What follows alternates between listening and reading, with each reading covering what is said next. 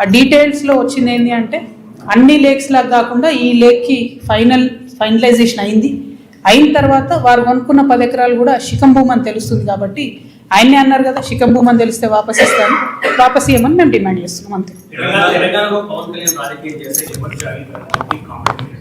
ఏమో తెలంగాణ బరాబర్ మా జాగిరే కదా, తెలంగాణ ప్రజల జాగిరే కదా, పవన్ కళ్యాణ్ జాగిర్ అయితే కాదు కదా, పవన్ కళ్యాణ్ వాళ్ళ ఫాదర్ జాగిర్ కాదు కదా, మా జాగిరే కదా.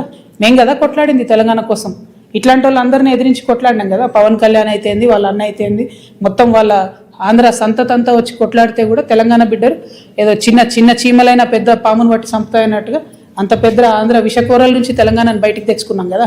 ఏం ఊరుకోము అంటే కొట్లాడినాం, మేము కడుపు కట్టుకొని కొట్లాడినాం కాబట్టి మాకు ఖచ్చితంగా కోపం వస్తుంది, ఖచ్చితంగా ఆవేశం ఉంటుంది.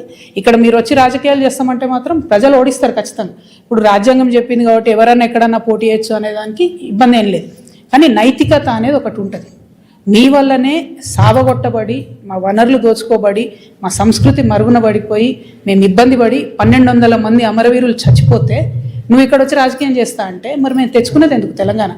మేము చూసుకుంటే ఎందుకు ఊరుకుంటాం? టెక్నికల్గా నువ్వు 100 పనులు చేయొచ్చు, కానీ మారాలిటీ ఉండదా? లైఫ్లో నైతికత ఉండదా? చాలా పెద్ద నైతిక విలువలు చెప్పేటటువంటి మనిషి వద్దు ముర్రో అంటే ఈ వన్ సైడ్ లవేంద్ర నాయన మాకు అర్థమైతే లేదు.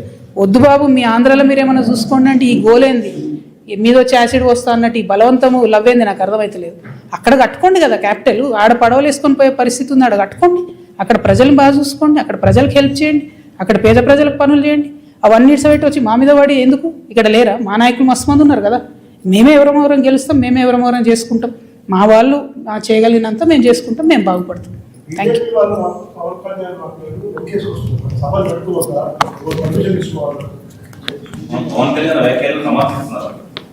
అంటే బీజేపీ వాళ్ళకి ఎవరు లీడర్ లేరు, వాళ్ళు ఏదో పవన్ కళ్యాణ్ వస్తే 2 ఓట్లు వస్తాయి అనుకుంటున్నారు. అవి ఉన్న 8 సీట్లు కూడా పోతాయి ఈసారి, అవి కూడా రావు. ఎందుకంటే తెలంగాణ ప్రజలు గమనిస్తున్నారు బీజేపీ వాళ్ళు ఏం చేస్తున్నారు అన్నది. వడ్లు ఈడ 75 లక్షల క్వింటాళ్ళు కొనాలి అని సీఎం గారు అంటారు.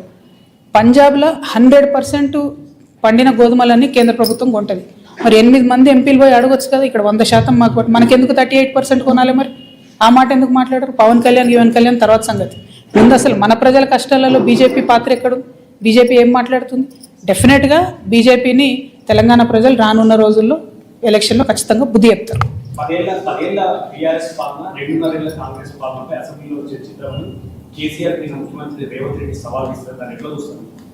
ఏమొస్తుందండి? ఇంతకుముందు వాళ్ళు సవాళ్ళు వేసుకున్నారు, ఒకసారి ఒక ఆయన వస్తే ఇంకొక ఆయన రాడు, ఇంకోసారి ఇంకొక ఆయన వస్తే ఇంకొక ఆయన రాడు, అందరు కలిసి మాట్లాడుకుంటే కాసేపు తిట్టుకుంటారు. మనకు ఎంటర్టైన్మెంట్ తప్ప రిజల్ట్ ఏముండదు అందులో. పాయింట్ ఏంది అని అంటే ఆనాడు తెలంగాణ ప్రభుత్వ భూమిని, గల్ఫ్ ఆయిల్ లాంటి భూమిని బీఆర్ఎస్ హయాంలోనే అది 10,000 కోట్ల ప్రాపర్టీ అండి, ఫీనిక్స్ అనే సంస్థకి దారాదత్తం చేయడానికి దారులు తెలిసిండ్రు. ఆనాడు ఇదే ముఖ్యమంత్రి గారు మాట్లాడినరు ఎట్లు ఇస్తారు అట్లా ఎట్లు ఇస్తారని. ఇవాళ ఆయన్నే ఇంకొంచెం మంచిగా మార్గం సుగమం చేసి ఆనాడు 50 ఎకరాలు రిజిస్ట్రేషన్ అయితే ఇంక ఇవాళ 100-150 ఎకరాలు మిగతా ఉంది, దాంట్లో ఇంకో 200 ఎకరాలు లేదు, అది మొత్తం ఈయన ఇవ్వడానికి ఈయన దారులు తెరిచింది. మేము మాత్రం 1 ఇంచు తెలంగాణ జాగా కూడా పోనీయము. ప్రభుత్వ భూమిని రక్షించేటటువంటి బాధ్యత తెలంగాణ రక్షణ సేన తీసుకుంటాం.